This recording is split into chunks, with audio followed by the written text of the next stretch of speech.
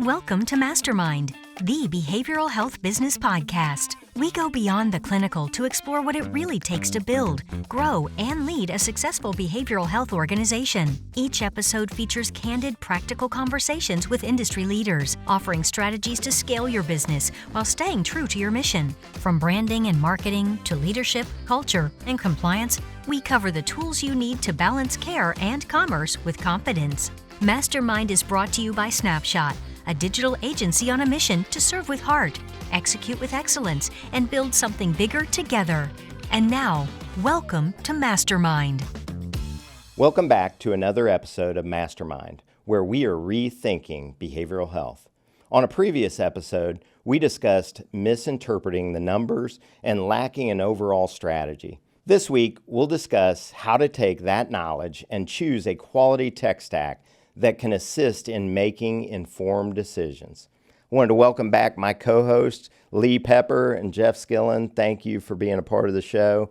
In a previous episode, we discussed, tech stacks and data and, just building on all of that. One thing that, I've enjoyed out of some of our last episodes were just how you guys approach these things with strategy first tactics before we even get into the tech stack.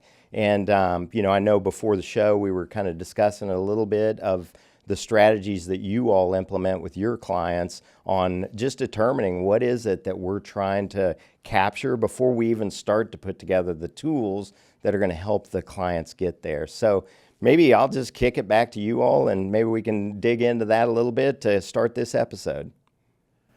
Jeff, I was going to jump in. When I hear talking about tech stack, I just go back to how Jeff and I first met. I mean, we've been around so long, there was no tech stack, right? So exactly. I always get amused when I go into a client and they start talking about, we got to do this, we got to do this, we got to do this. And I'm like, well, time out. We need to take a step back. So like for Jeff and I mean, we met working in digital music, right? But before digital music, there was just music, CDs, tapes, 8-track albums, and somehow we marketed that. Right, exactly. And so we didn't have a tech stack. Right, didn't have a tech stack. I had a Rolodex. Did you have a Rolodex? I had a Rolodex, and it was I would type it in my typewriter. Yeah, yeah. That was the tech stack. It's just evolved since then. That's right. But you can't get so locked in on I just bought Salesforce. Or I just bought CallRail, so now I'm going to be full. It doesn't work like that. I mean, great trip down memory lane. That was amazing. I completely agree that tech stack. Again, we're talking about tools, and where does that fit in the picture? It's basically picks and shovels when you need to start with the treasure map in mind. Right? That is gold. Yeah. Whoa! I saw what you did there. I don't know where to go from that. Well, no, the treasure map. I mean, it's such a great analogy. All right, it's the map. It's the map. Nobody writes things down. Like, I am so surprised. I just got through doing a strategy document for a client, and they were like blown away. It's like for years they've been just doing these iterative things with these different tools, but nobody had documented. I'm like, yeah, you can pull up Microsoft Word still, and you can actually document what you're going to do on all these great platforms and all the tools you're going to use. And guess what? Who's going to be responsible for what? Right? It sounds kind of old school, and there's lots of new things you can use. I mean, you can use AI to help you build it. You can use online. But it's just actually taking a few moments before you go rushing down that hill, right? Before you start digging, that's where the map analogy is really genius, Jeff. Yeah, I was just visiting a program last week, and it was amazing what they were able to do with just a simple Excel spreadsheet. And it was a great example of they knew what they were looking for, and they knew what and they didn't have the sophistication to know what tool might be able to capture it better, but they were actually capturing more quality data within a very simple spreadsheet than a lot of organizations who have invested tons of money into the brand names. Just because your neighbor uses Salesforce doesn't mean that that's a great tool for you, right? And so it's a great tool if you know how to use it and if you're willing to make the investments required. Right. So it's, again, start with a plan in mind, or even more specific, like start with the end in mind. What is it that you hope to have? What is the treasure you're hoping to seek or, to surface? And then choose your picks and shovels. Yeah. Jeff, I was going to tell you, when you said Microsoft Excel, it just brought back this great story I had. Before I got into being known as digital marketing, I was a CIO, Chief Information Officer, and I had spent many years working, for Ross Perot at Pro Systems, after I had left, the political campaign. And one of the things I did when I was at Pro Systems, I became project management certified, PMP, and so, they bought a company in Nashville. They moved me back to Nashville. I'm at a PMP meeting. Now, you talk about pretty, stale, not too exciting. I bet the coffee was terrible. Yeah. Great people, but we're in this project management professional meeting, and they had Mercedes Oliveras, who was the project manager for the Skimmerhorn Symphony Hall when it was built many years ago in downtown Nashville. And she did this great presentation, $75 million project. Here's how they tracked it. Here's the tools. This is why project management is great, on time, on budget, on scope, all this rah-rah stuff, at least for PMPs. And so afterwards, she was taking some Q&A, and one of the first questions was, Ms. Oliveras, can you tell me, what tool did you use to manage, the project? And everybody's waiting. Like, was it going to be some Oracle product or IBM or what is it? And she said, you ever heard of Microsoft Excel? I mean, it really kind of put everybody back that you don't have to always go with the Cadillac. Yeah. Right? Because the tool is not going to solve anything. The tool might help you with speed, might help you with scope, but the tool is not your marketing strategy. And that's where I think Jeff and I, we come in, we're always, sharing different war stories, from out there on the road. And I'm always amazed at how people, they misunderstand what these tools are buying. And probably it's because the salespeople have done a great job kind of hoodwinking them in a sense. They're part of the map, but they're the part of the map that's the legend. Yeah. They're not, oh, here's how you're going to get to the treasure. Right. And I think it's important for us to recognize that, there are key components of a tech stack that I think any organization should have. That doesn't mean that you have to have the latest, greatest. You do need something that serves that function. And if you're smart about it, anything can sort of serve that function. Yeah, you guys both leaned into it and mentioned like Salesforce, and definitely there's many other tools out there, from HubSpot to just Zoho, any of those tools, but there's hundreds of them. Salesforce is definitely the 800-pound gorilla, and they have a team that's really extraordinary at selling their product. And so they will sell all the benefits to this, and like any of them will. And the challenge is that it's the 800-pound gorilla. It's expensive. We kind of joke sometimes no marketer gets fired for bringing in Salesforce because it's like what you should use, right? But then they get it in and they don't implement it the right way. And then two, they have no adoption within their sales or customer service teams or anything in these organizations. And so you've bought an expensive tool that could do like extraordinary things for your program, but you don't use it and it sits there. And so that's what we see sometimes when we step in is just that challenge of, they bought it and they bought 3 other tools and they've never even hooked any of them together to really give them the meaningful insights that you guys talked about at the beginning. Yeah. They always, I think companies always underestimate what the internal lift is going to be. And so I have found that at a couple of companies that I was an employee for. We had a very successful Salesforce integration. I was at Foundations, and then a past company not so successful, and it's because there was a lack of understanding about what Salesforce is going to do. Like you need to have like maybe an administrator on your staff, right? Yeah. And you also need to account for the training. And it's not a one and done, it's ongoing training. So if you're just buying the tool and you're thinking, oh, I'll get somebody in marketing to do it. Well, maybe that person is doing paid search or the person writing copy, maybe that's not their skill set. Maybe they have no interest in being a HubSpot or a Salesforce, but there was no thought in that. And again, that's where things can't happen in a vacuum.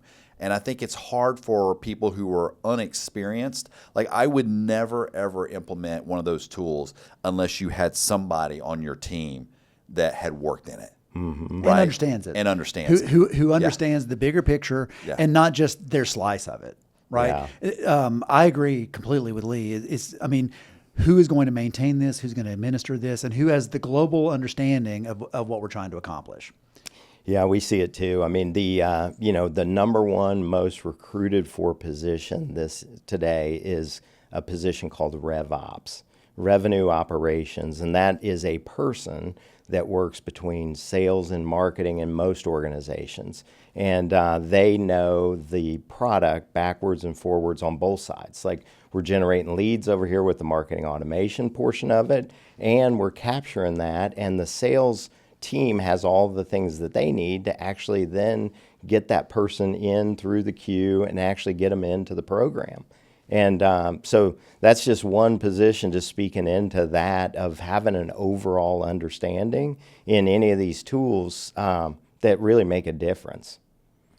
Absolutely. What do you think, like, as far as like, what is, maybe talk a little bit about some of the more innovative programs that you all have worked with that maybe takes raw data and turns it into really meaningful insights. Like, what have you seen out there?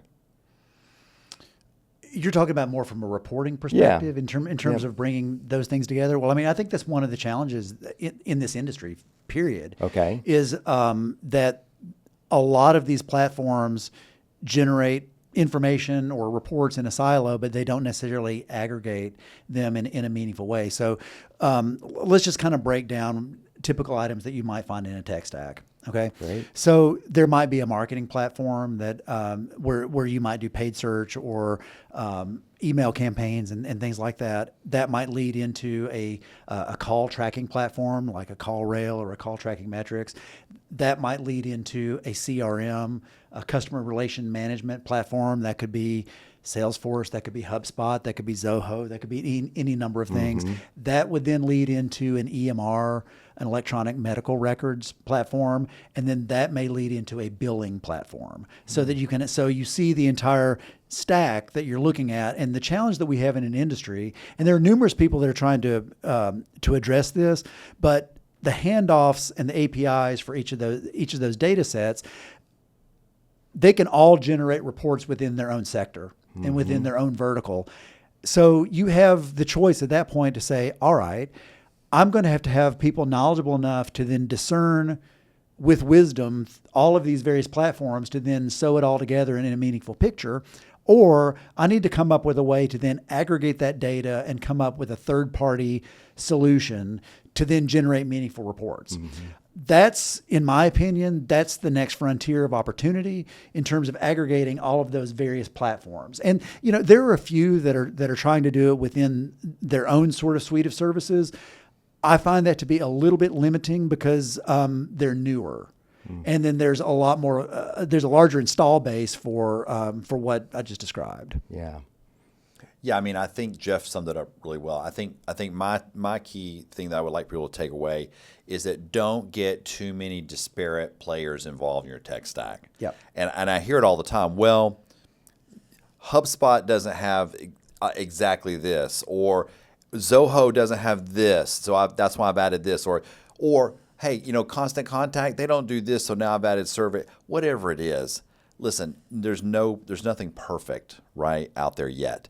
So the key is try to limit the complications, right? Because I find that most of the things that people get sold on, the little add-ons, the little widgets, are really meaningless, right? If you have a really good strategy, you know who your customer is and the persona, and you can start to really focus without worrying about well, I'm missing this one little bell, or I wish I had this one little thing. No, it's better to have less complication in life, to be honest with you. Then you're not worried about who's got what, who's trained in what.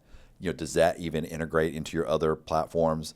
Yeah. Better to have one or two or three versus, oh my gosh, I've got 10 different things. Listen, I've got clients that when I get there, I always say, hey, I need to get access to all your different systems. And I've got one that literally it was like 20 something. And I'm like, oh my, what is going on here? Right. And a lot of it was things that were started and then never really materialized enough to really get the value. Well, and then if you just take a look at the verticals that we described in a typical tech stack, it's really easy to see how organizations get siloed. because you can see certain functions staying within these platforms. And the real opportunity is to figure out how to level that out so that you have meaningful data across the entire enterprise. That's where the real opportunity is. And it's also probably your greatest challenge, frankly. Yeah. So, again, I like to start from a sort of a simplification process. Is like, are we asking the right questions? What data is going to be meaningful to us? And then also, I mean, are we starting with the end in mind? Are we? And it's like, and do we understand who we're targeting, why we're targeting, and ultimately, how do we measure success? I had a great coffee the other day with a person here in Franklin, and they've got this really interesting tool now that helps treatment centers understand acuity levels, which is super important and can be really helpful. And my coaching to them when they were asking me, like, how do we market to behavioral health centers? And I'm like, if I've got to log into your platform, it's a no-go for me. Like, it needs to integrate with the Sunwaves and the Kipoos. Like, that's the win. If I got to go remember the login and password, and then I've got to take that data and I got to somehow now look at it in a silo, and no, it needs to be integrated. And that's whenever you're getting called by anybody that's trying to sell you some new marketing widget or some new, you need to figure out, well, I already have this, so how do you integrate in there? If I've got to go bring this out, most of the time it may look cool and you'll think, oh, but the reality is you're busy. Your team is busy. They're running and gunning with your current strategy. Now, if you throw another platform with some other data point that's not really integrated into what you're doing, you may use it for a few weeks and then it'll quickly kind of go away, and you've paid for it for a year or 2 years or 3 years. Yeah, that's a very good point. I mean, all these platforms, they all integrate together through APIs. Now, either you've got to go find a quality partner to work with you to integrate them all together through all their API keys that tie it all together. Or you've got to have an internal person inside that actually understands development and all of this, pulling it all together. I think from an outside agency standpoint, where I see maybe a miss is that the key stakeholders within the program have to be involved in how we're looking at that data, what data is going to be important to them, how we're going to report that data as we're working through each of these silos through the organization. And so, I'm a lone marketer and I'm out there and I purchase these tools, or sometimes I didn't even purchase these other two tools over here. The salesperson did, or the, whoever did. And so, but I've got all these tools, now I've pulled them all together. Now we're starting to collect data. We've segmented all the information, so we're collecting the right data. What's the storytelling as a lone marketer sitting in a program that has got to go speak this to the C-suite, like to talk to the CFO, CEO, chief medical officer, what is that information on that data from a storytelling standpoint that's going to actually help them feel confident that we've bought the right tools and we've got it all working together? Well, within your question is actually a challenge that we need to address. Okay? Good call. And so here's the challenge that I observe in the question that you just posed. This is personality or people versus process. Okay? And so what you just described is a single point of failure in one person understanding a tech stack and then interpreting that data to decision makers.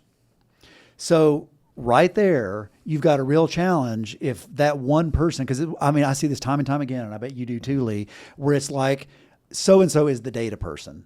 So-and-so has the information, and it is a person, and it's like it's in their head, or it's a process they've developed, and it's not repeatable, it's not written down, it's not part of any sort of a process and procedure. And so therefore, what happens when you have a potential single point of failure? It's like people leave jobs. There's a lot of things that could potentially happen, right? Yep. And so I see this time and time again where, again, start with the end in mind, and so that's where it would really benefit having an outside perspective, talk about the benefits of tools that you might want to implement, as opposed to an inside perspective of saying, here's what I've already built and here's what I know and here's what we can do. they may not have the full picture. Mm-hmm. And I mean, as knowledgeable and as skilled and as experienced as they are, they only know what they know. Mm-hmm. Yeah, I was going to say, Jeff, that I find that some of my clients that are smaller, maybe they're just a few locations, is that they have this, what's happened over time is that everybody does everything. Yeah. And so I think that creates a lot of challenges. And because, there's stress, if calls are down or census is down, like there's a stress. Everybody wants to lean in and jump in. Okay, I get that. But I think what ends up happening is you end up being an inch deep and a mile wide. Mm-hmm. And so you don't really have the expertise in your tech stack that you really need and keeping up with it. And so that can be a challenge because you want to go call your web developer and you want to say, hey, can you come help me over here? Or you want to call your PPC person, can you help me over here? And it's like you have to kind of understand the roles and responsibilities, and you need to document them, and you need to train on them, and then you need to make them ultimately responsible. You can't just keep moving the pieces around. And I think that I used to always joke that a lot of times when private equity or investors were coming into our offices, like they somehow thought of Lee Pepper as a CIO and CMO. Oh, well, he's figured out how to hack Google. That's what's going on. And it's like if they knew me, like that is the furthest thing from me. I'm not a member of Anonymous. I don't build your website. But they had a I think, I don't know what they had thought in their mind, but I think they thought I would just go in a closet and start doing some coding. And I think that is, if you haven't worked in tech, if you haven't worked in IT, if you haven't worked in digital marketing, it's easy to kind of just use that cognitive bias and apply it to your team. Yeah. I mean, that's right on. Well, the other thing that I would add too is, Mark, your question was originally about what is that person within an organization? What story do they want to tell to a decision maker, for example? Well, here's another challenge with that. The human nature aspect of that is they're going to show you the thing they're most proud of. They're going to show you the tips and the tricks and the things that they've made the tool do. It's like, oh, I made Rover sit. I'm going to show you that Rover can sit. Well, do you really care about Rover sitting? I mean, you may not. They're going to show you what they're proud of. And I know that that's a silly maybe analogy, but it's not helpful.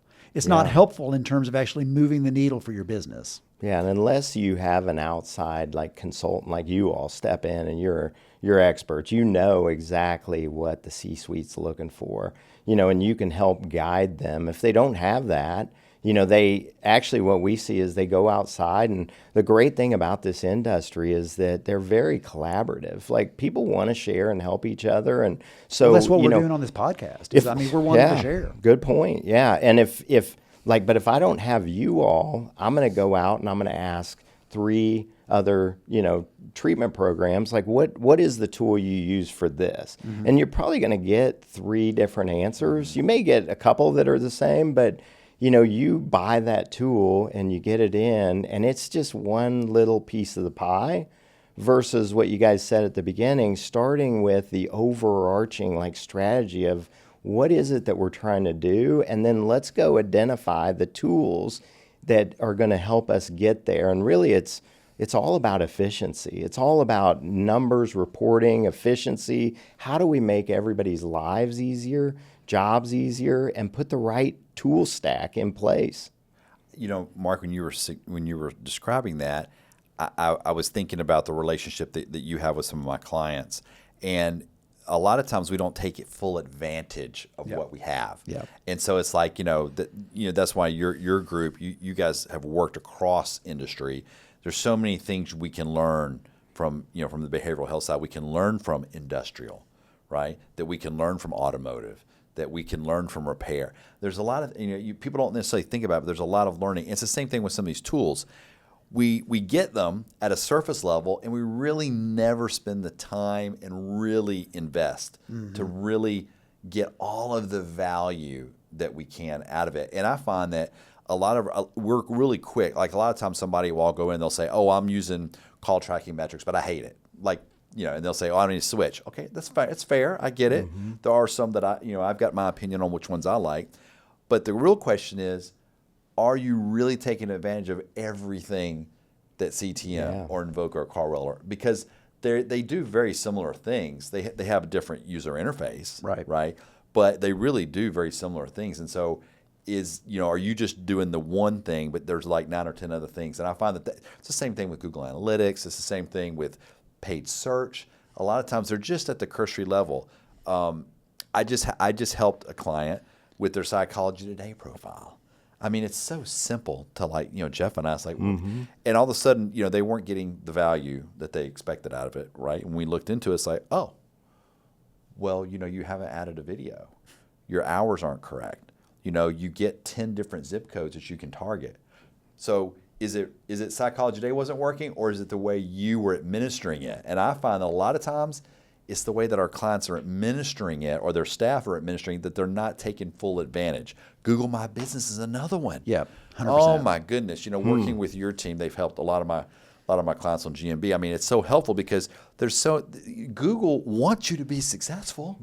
They're not trying to make it difficult, Right. but they're not going to do the work for you. You've got to do the work. Well, and then another thing that I continually see that people miss the opportunity is the feedback loops that are available in these platforms. Like, perfect example of a quality feedback loop from your call tracking platform back to your Google ads. So, I mean, because Google, like to Lee's point, they want you to be successful, right? So if you can set meaningful conversion points and actually assign dollar amounts to those conversion points in your ad campaign, Google will see what drove that, and they will try to get you more of that. But I can't tell you how many times people are like, "Oh, is that possible? Is that doable?" And it's remarkable what some basic blocking and tackling can do to optimize the tools you've already invested in, as opposed to like, it's all garbage. It's all garbage. I've got to come up with the next greatest thing. Totally. Yeah. I tell my clients all the time, everybody's worried about, well, this agency wants this much money up front, or Google wants me to spend this much money. Guess what? We want to spend more money, right?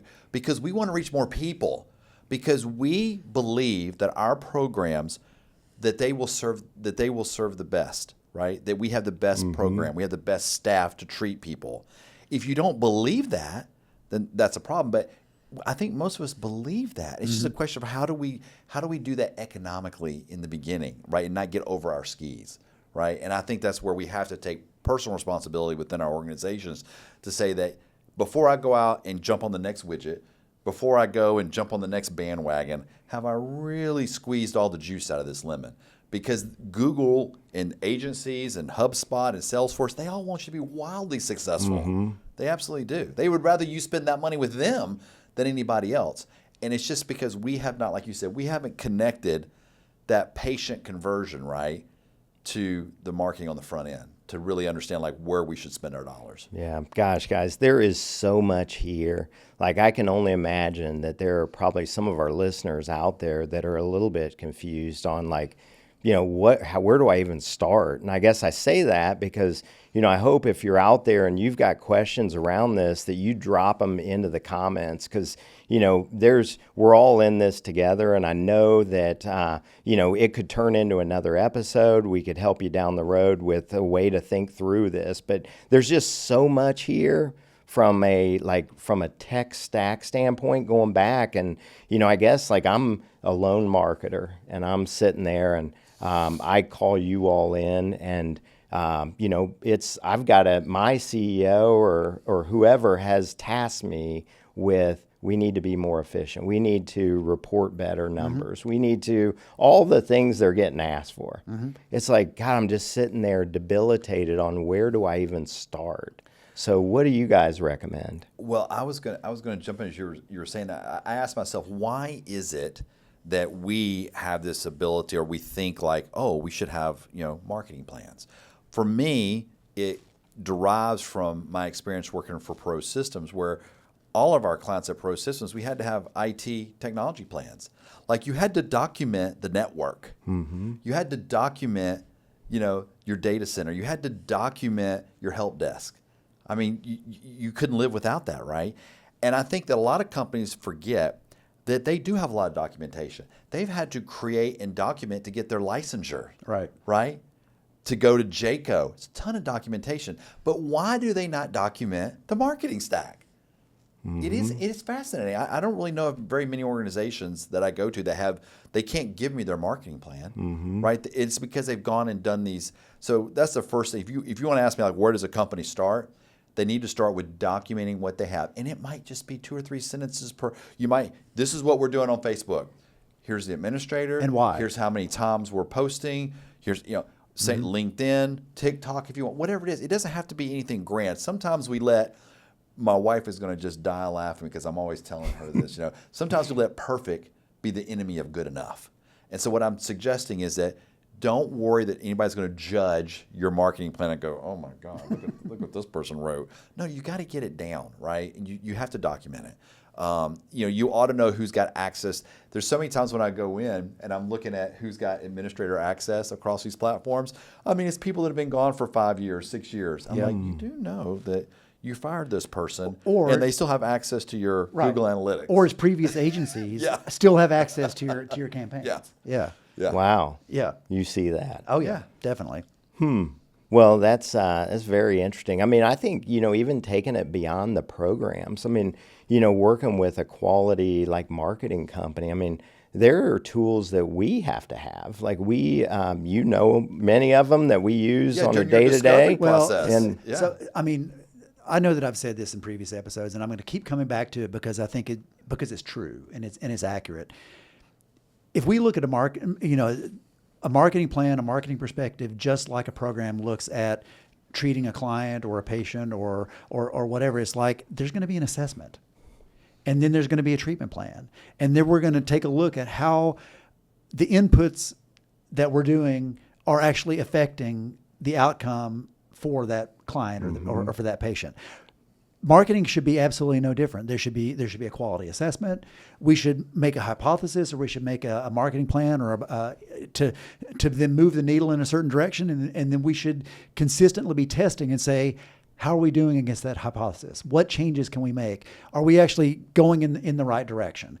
And if you think about it from that standpoint and look at marketing on a parallel track as you would the population that you serve, it changes your entire perspective, as opposed to this is just some confusing black box that only a few people know how it works, and only a few people know how to connect these these widgets together in a tech stack. Yeah, there are experts that do that. That's not where the magic is. It does come down to like transparency. And, you mentioned the black box, and in the early days of the internet, it was, all these web developers, they developed out on their own proprietary platform. And why? Because it was a way that they could charge a client for everything.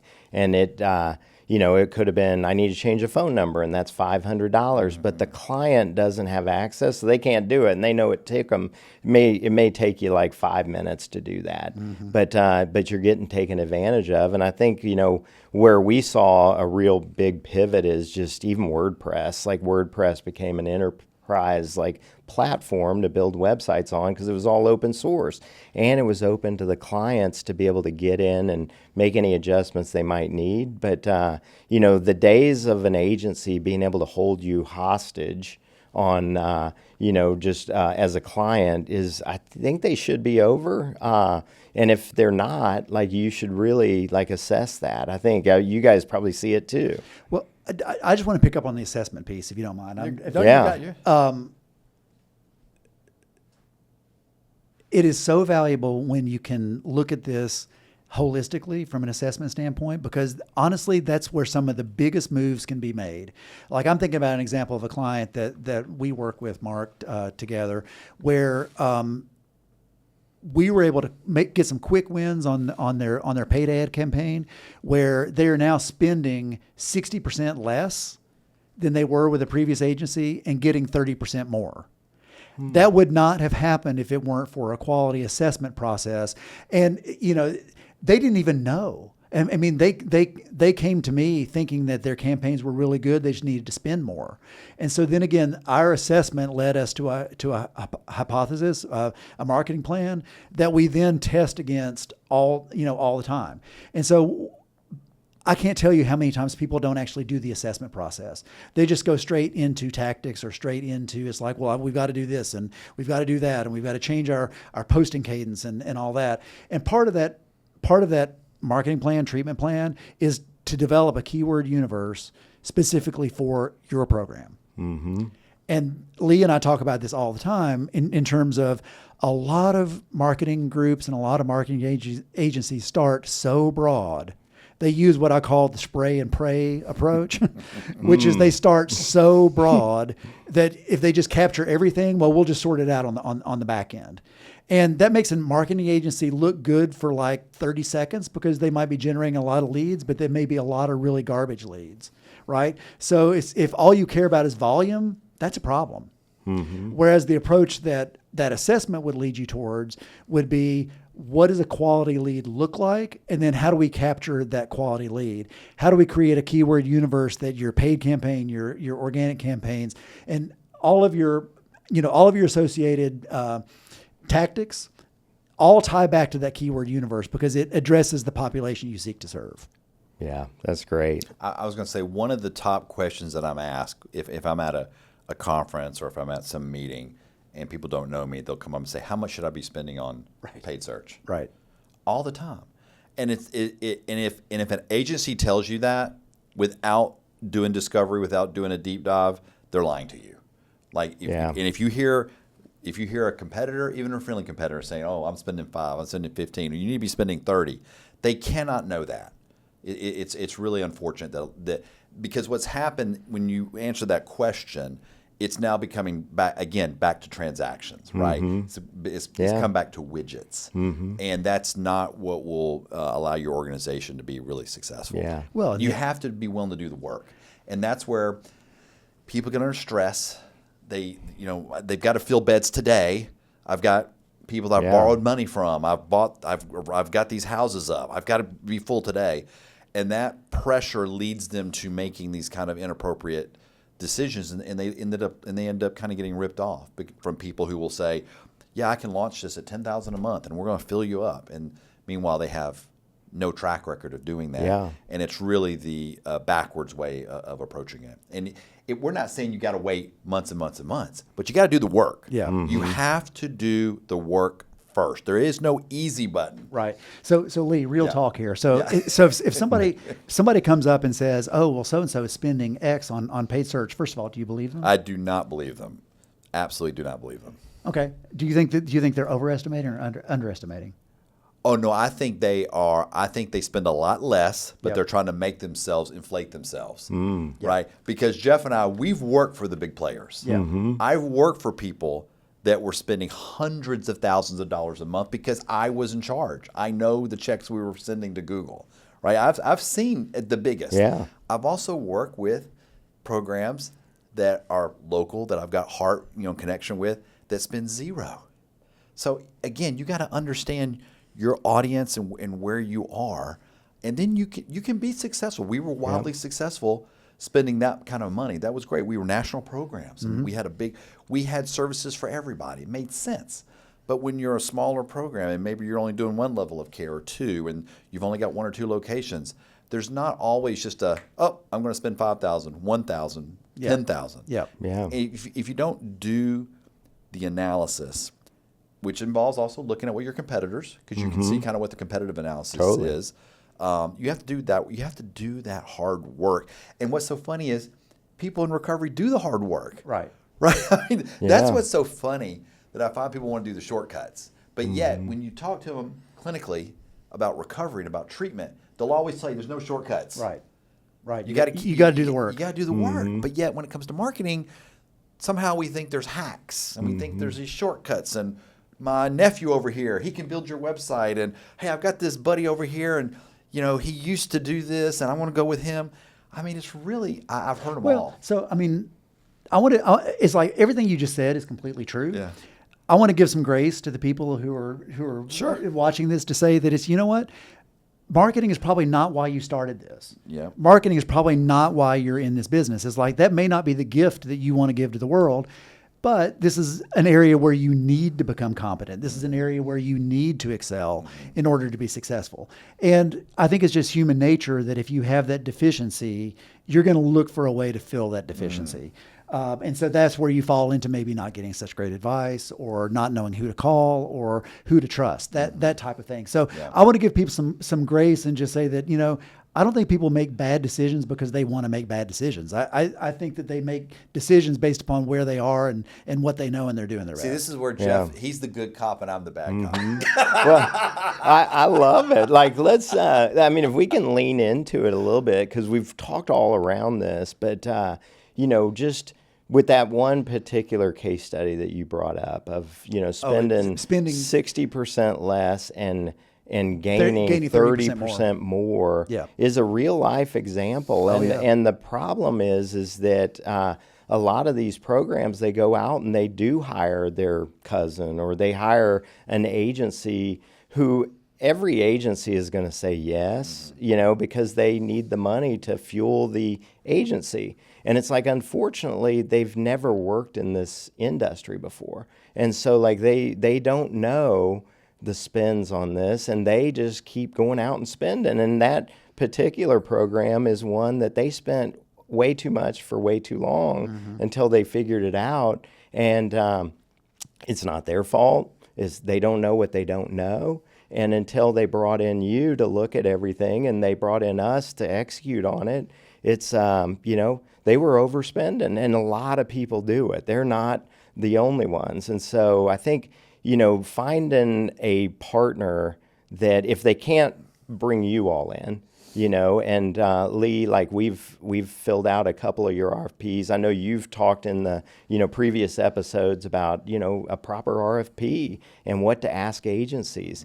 And I think we should drop that in the comments at some point down the road of just the master, of what an RFP could look like would be a very big gift to programs out there. But like understanding the agency that you're hiring and what do they know about my industry is super important. And our team is, fabulous because we work with, places all across, programs all across the country. And it's like we get to learn of how did we save money here so that we can take it to somebody else and help them be more efficient. And I think that's something that really separates what you all do and other consultants out there, or even sometimes what we do and other agencies out there, is that we have a firm understanding of this industry, of, behavioral health in general and the programs that we work for. And we learn what doesn't work and what does work.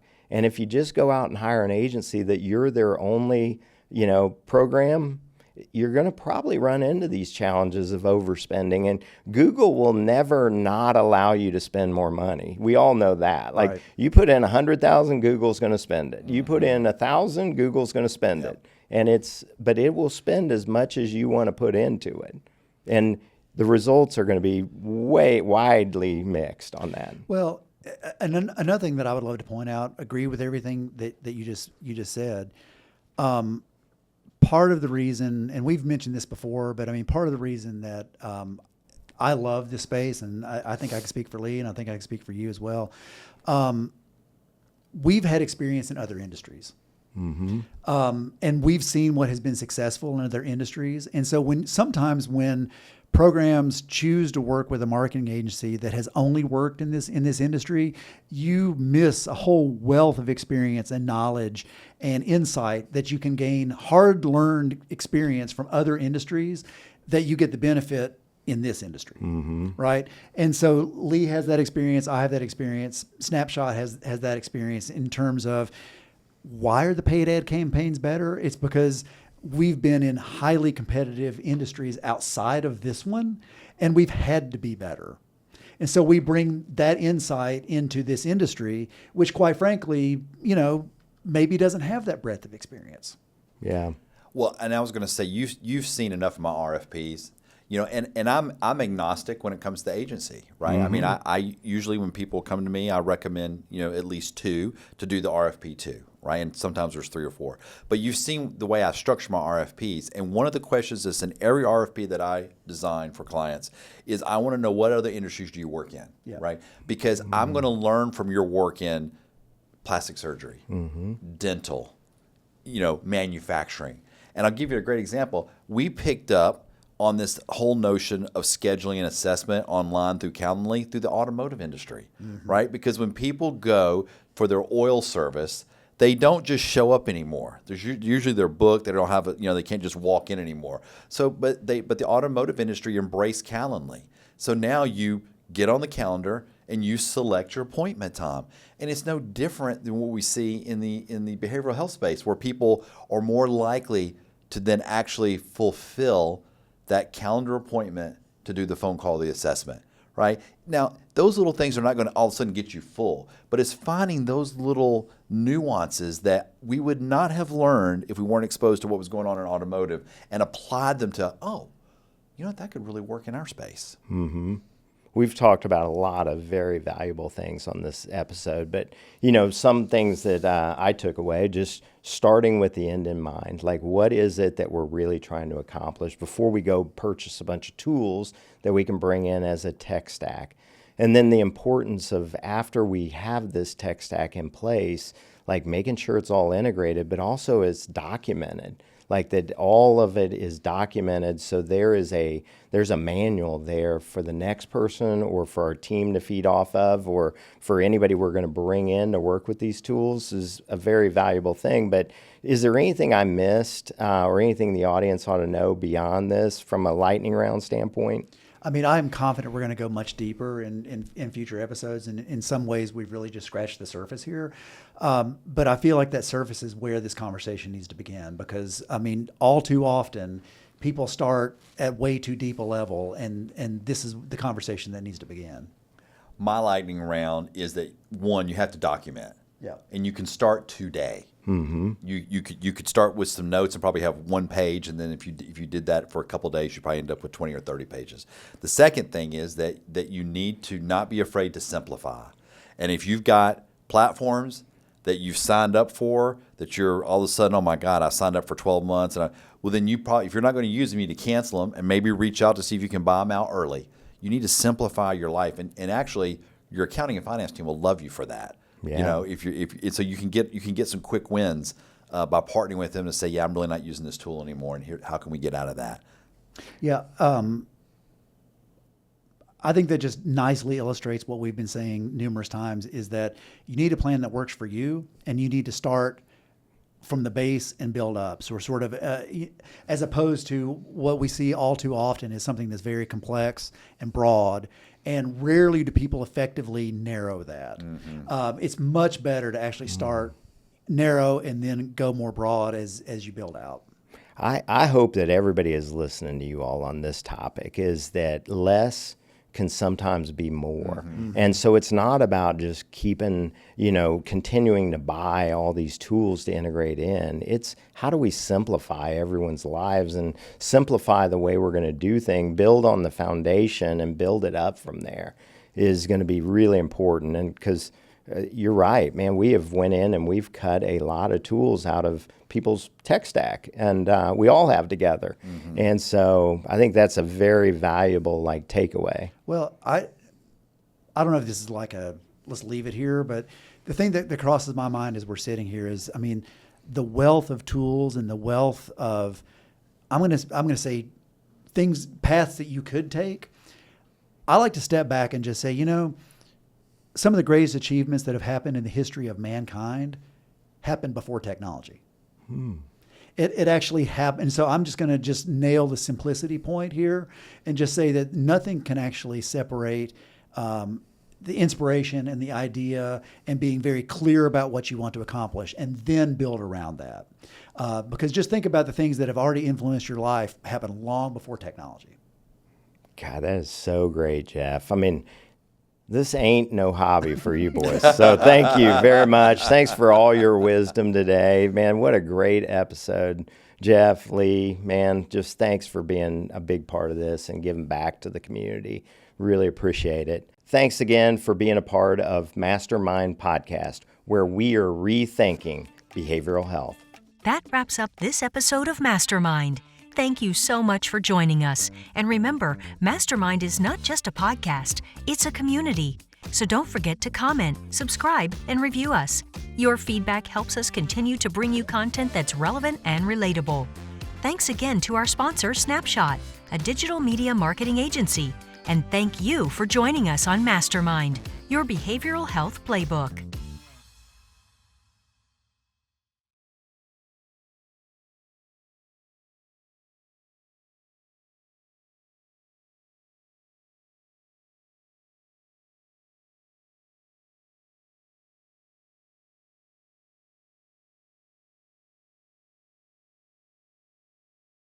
Just in wrapping this one up, I want to thank everybody for coming back week in and week out and listening to us. Next week, we're going to dive into sustainability and the importance of momentum and growth for treatment centers across the nation.